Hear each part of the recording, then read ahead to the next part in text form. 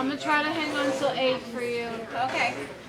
What I'm going to talk about is meteoroids, meteors, and meteorites. And you'll see that depending upon where they are, that's why they're called different things.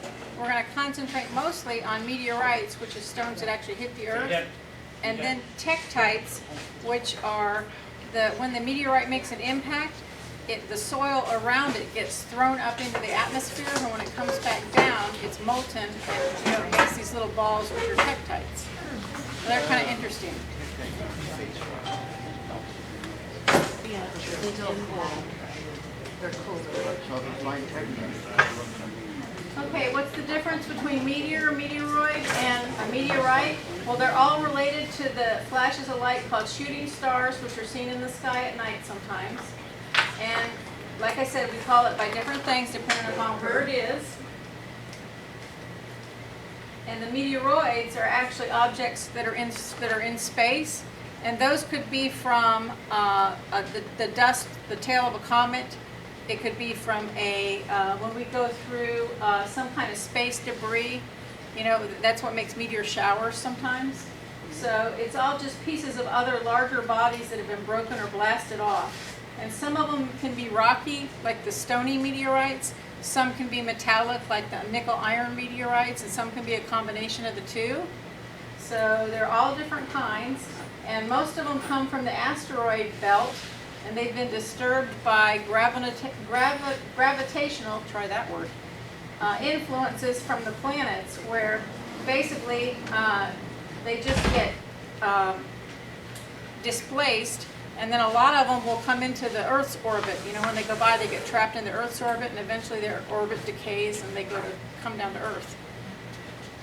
And some of them will, like I said, some will be the showers, and then you have single ones too that come in that are a surprise, like that one that came in Russia. I think it was 2013, and it looked like this, it lit up like the sun going across the sky on all those people's YouTube videos. It was crazy. Blew out a bunch of windows and all sorts of stuff. Yeah. It was really something. Yeah.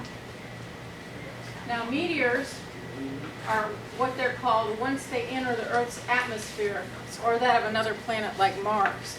And they do a high-speed burn-up, which so they come in, they're called fireballs or shooting stars. And the root word meteor actually comes from the Greek meteoros, which means high in the air. And over 90% of the meteorites that enter the Earth's atmosphere completely burn up. So the ones that hit the Earth are actually only about 10% of the ones that are there. Because actually, millions of meteorites come into our atmosphere daily. So, I mean, it's amazing. All that stuff, you know, is just floating around in the atmosphere, or above the atmosphere, floating around in space.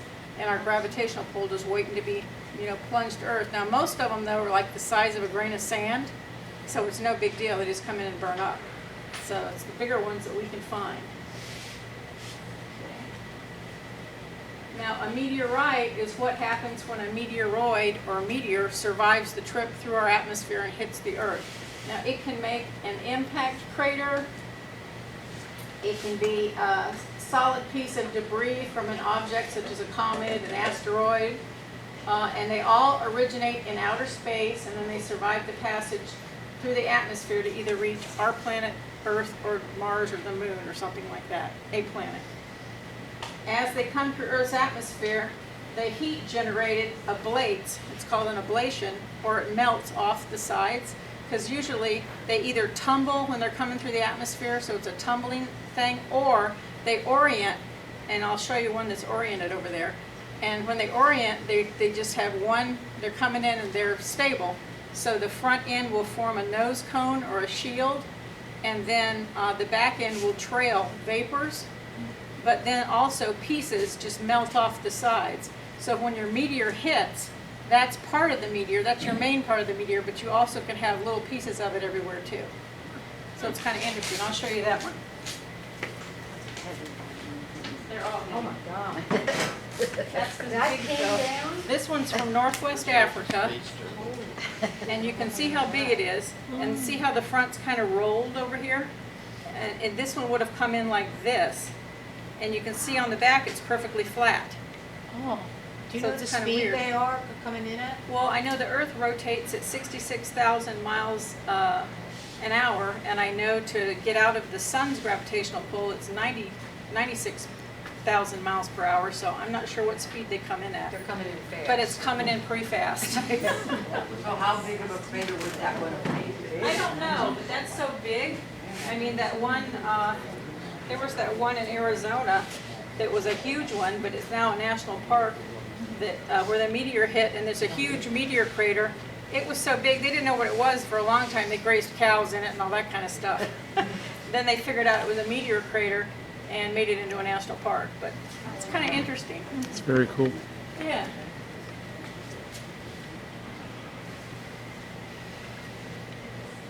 So some of the characteristics I just described, I showed you the fusion crust. That's on the nose of the meteor, which basically forms to make the meteor more aerodynamic coming in. So it makes it easier for it to come in. And then they've got something called regoliths, which are also, they're cavities or depressions. They resemble thumbprints. They're also called thumbprints, which are on each specimen. And you can see the thumbprints on that one. You guys, once we're done too, you're welcome to come up and look at everything and pick them up, you know, see how heavy they are. It's amazing, some of them. But the thumbprints, they think, were probably formed by small little swirlies of hot gas when it was coming through the atmosphere. And the hot gas carried small droplets of molten meteorite that locally just kind of eroded the surface. So you see the thumbprints in there, it kind of looks like a bunch of thumbprints.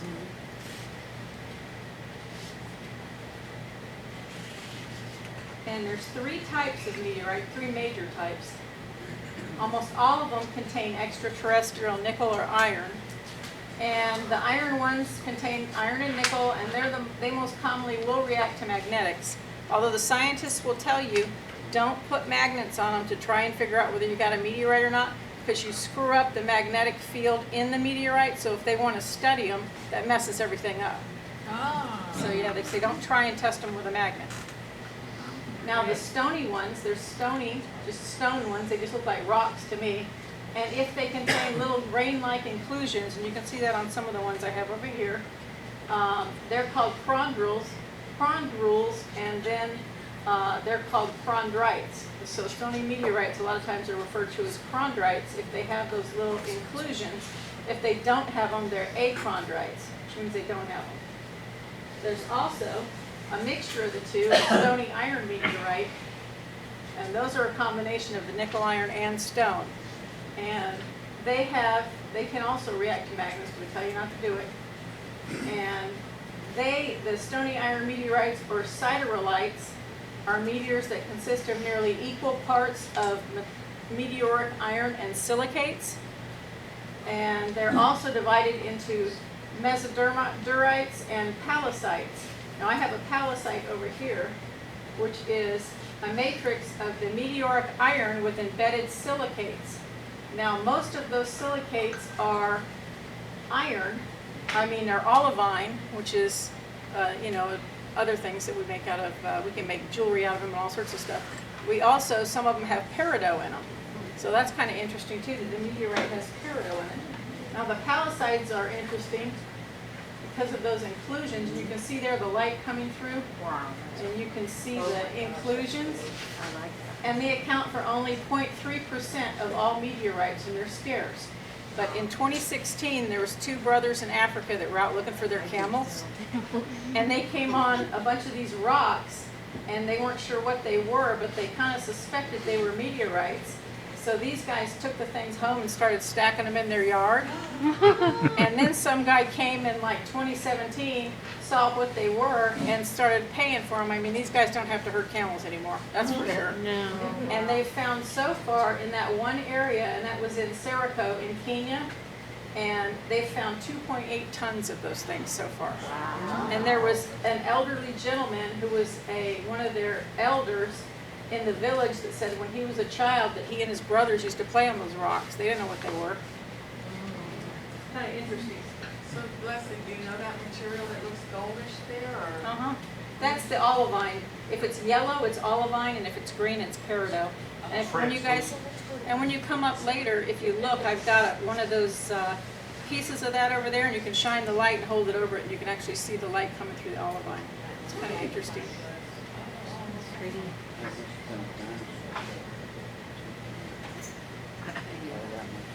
We also have meteorites from different places. We have them from the moon, which are lunar meteorites, and they call a meteorite hitting the moon a transient lunar phenomenon. It's a meteorite that hit the moon, right? They established the lunar origin by comparing the mineralogy, the chemical composition, and the isotopic composition between meteorites and samples from the moon that were collected by the Apollo astronauts. So it's kind of interesting how they figure out what they got. And most of them are launched from the moon by impacts making lunar craters, a few kilometers in diameter or less, and they don't have a source crater for any of the lunar meteorites at this time.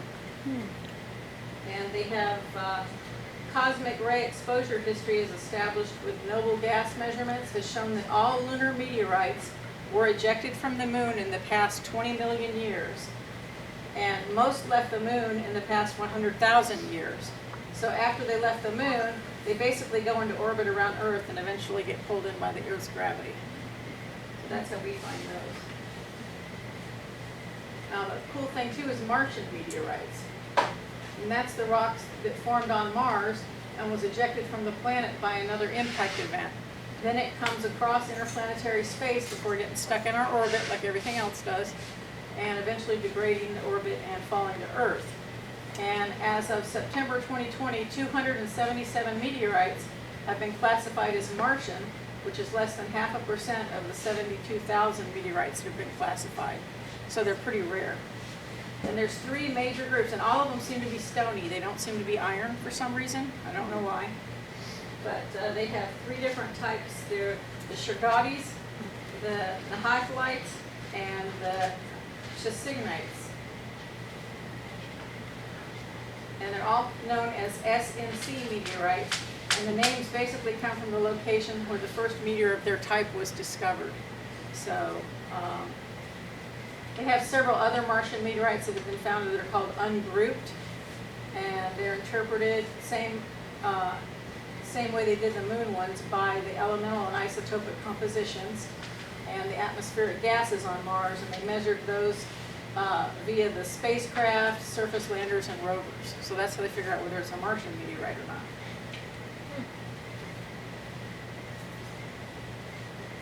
Now tektites, I really like tektites, they're interesting.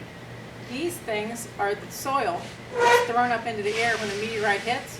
It's thrown up into the atmosphere, becomes molten, and then comes back down. And the strewn field doesn't even necessarily have to be where the meteorite was. I mean, it could be miles away. So it's kind of interesting. So there's different kinds of tektites. So that's what they look like. They don't look like much. So the tektite is not an actual. Not an actual meteorite. Right. It's the byproduct of a meteorite strike. Right.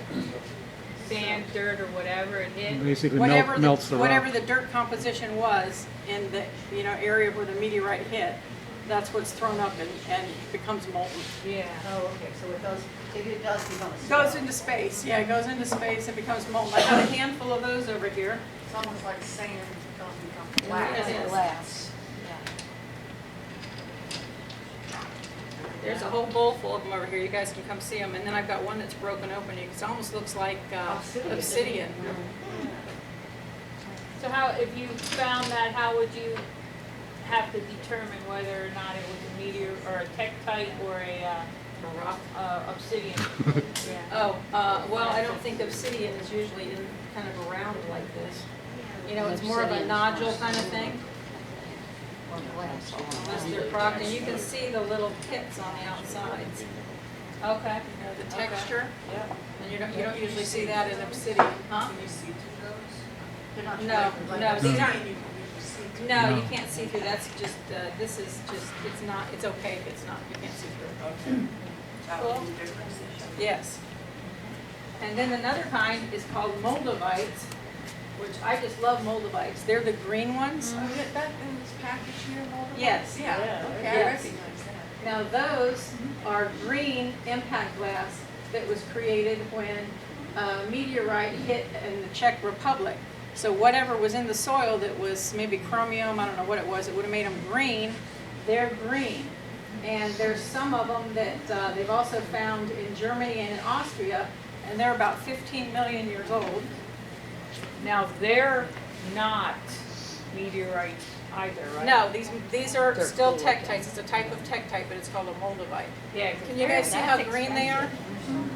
Expensive, and they Yeah. also carve them. There's a They do. carving. A lot of people make these, they'll facet them and make them into jewelry, Yeah. and they're gorgeous. And Lex back there has a really nice example Oh. of a faceted one. Come and see it. Cool. Yep. Now, we also have Libyan glass for the tektites that hit in Libya in the sand. And they're always kind of yellow. So this is the Libyan glass one. And they're kind of interesting too because they've been around for quite a while. I'll show you pictures.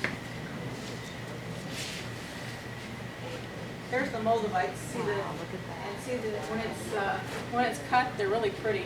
I like it. And the Libyan glass, they're found in the eastern Sahara.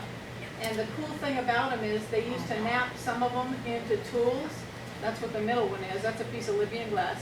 And then actually, King Tut's breastplate, the scarab right in the middle, they thought for a long time it was calcite, but it's really Libyan glass that was carved. Oh. So yeah, it's kind of interesting. And they tested it, that's how they found that Yep, out, they right? tested it.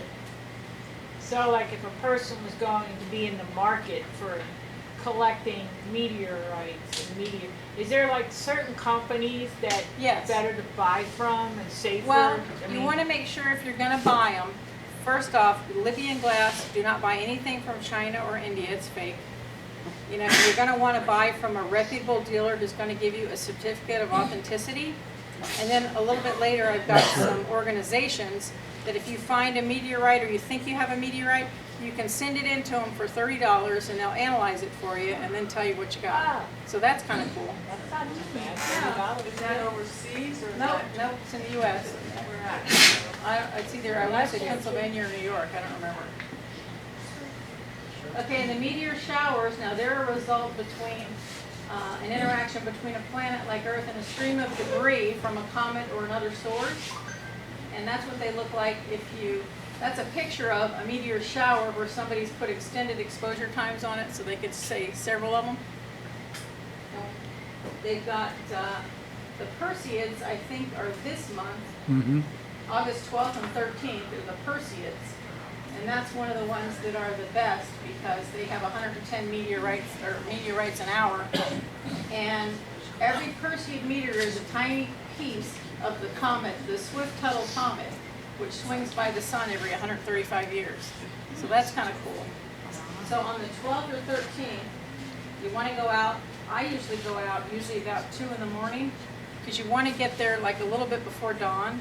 So I like to go out at about 2 to 5 and then see what's going on in the night sky. And you want to make sure you don't have any kind of like ambient light. You know, you don't want your street lights on or your yard lights or anything. You want to go out and sit on a dark road somewhere and then look up. And see Where what do you find. go? I go out in my pasture. Yeah, I go out in the middle of the pasture. The horses come up like, "What are you doing? It's the middle of the night. Are you gonna feed us?"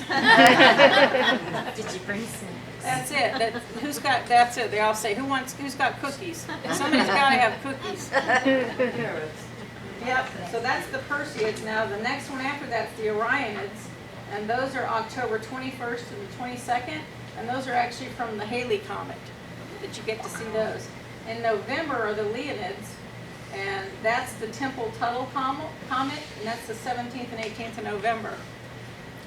It's funny, they had, I think it was, I want to say it was in the early 2000s, they had one of the best Perseid meteor showers they've ever had. I went out to take the dogs out to go potty, and I looked, and it just meteors were everywhere. So I took the dogs back in and got in my car and drove to my parents' house, who were alive at that time, And I said, Dad comes to the door in his boxer shorts. It's 2:30, and he's like, Leslie, what are you doing? And I said, look, Dad. He was an aerospace engineer. And he went like this, and he said, let me go get your mother.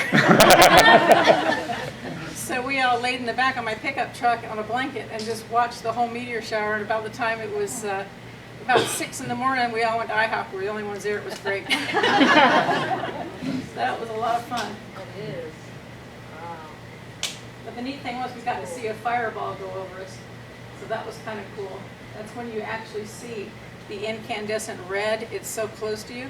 And it goes roaring over, and it's just amazing. I mean, it was like, man, that was going to hit somewhere close.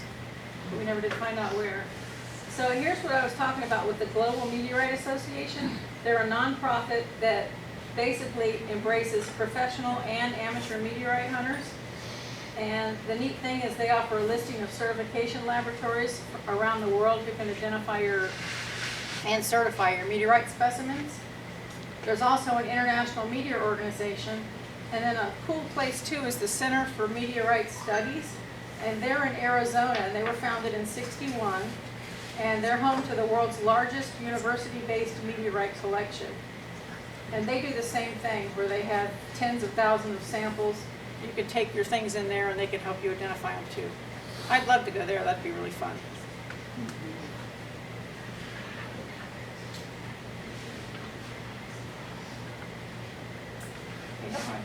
Now I can show you some of the stuff over here.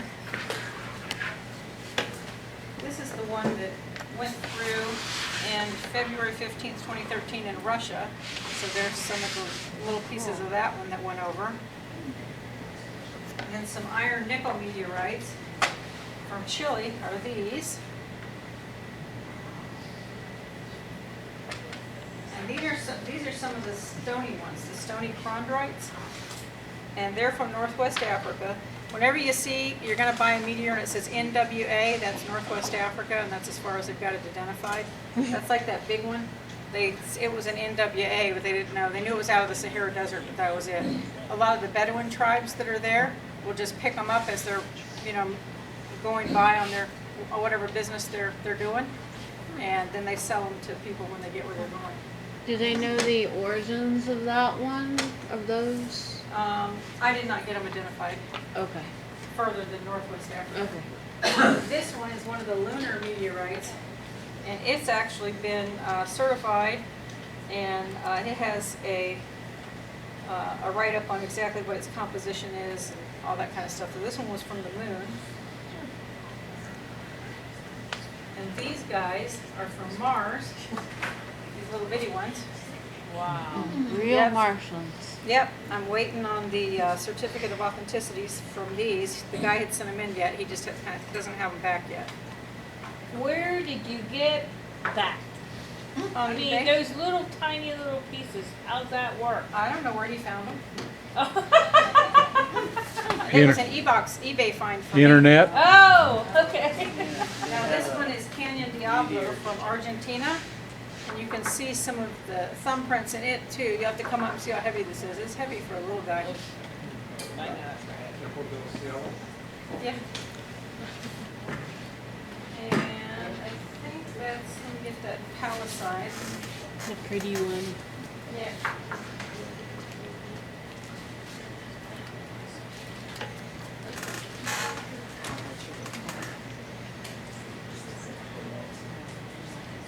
You're gonna have to put it on the light. Yep. of Can you course. see you have to put it on the light. You can come up and put it on the light. You can see the olivine inclusion in the meteorite, which is kind of cool because the light shines through that part. Very cool. Yeah, that's about all I know about meteorites. Well, that was great. Thank you.